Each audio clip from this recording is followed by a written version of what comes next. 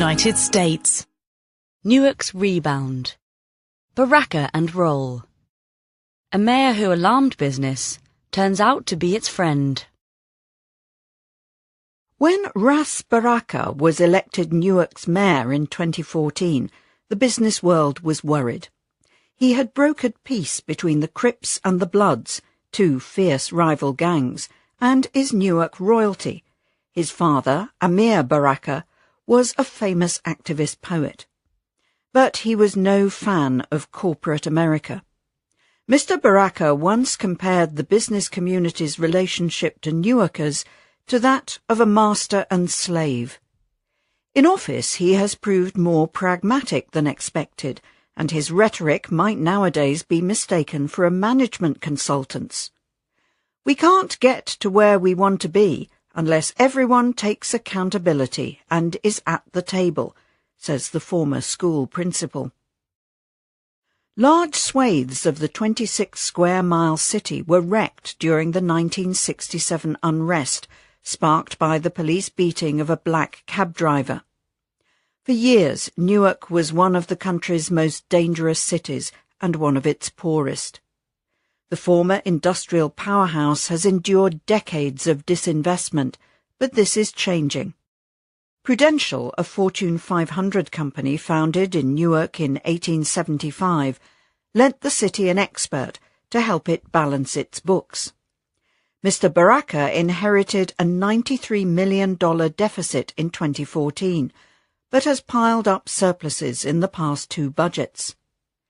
Prudential once walled itself off from the city's streets with skywalks.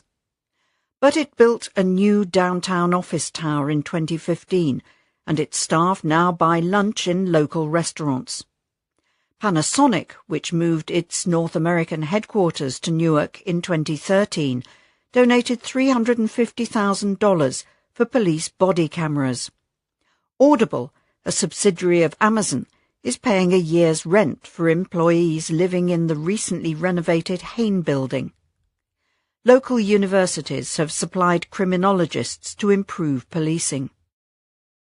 About $2 billion worth of construction is underway, including in the city's long-neglected wards or neighbourhoods.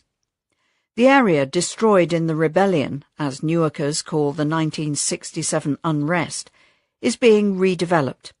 It is now home to part of Rutgers University's campus, new apartments, and the first supermarket built in the area in decades. The city intends to transform a boarded-up Victorian mansion, once owned by the first black woman in Newark to become a millionaire, into space for start-ups. Of course, not all this is Mr. Baraka's doing. Low unemployment and low violent crime are national phenomena. Newark's proximity to New York helps. The current mayor benefits from groundwork done by his predecessor, Cory Booker. But Mr. Baraka deserves the credit he is getting. Success is creating a new problem for Newark. Nowadays, Mr. Baraka must spend time reassuring people that redevelopment will not come at Newarkers' expense. To head off gentrification, the city may soon mandate that 20% of large housing be set aside for low and moderate income households.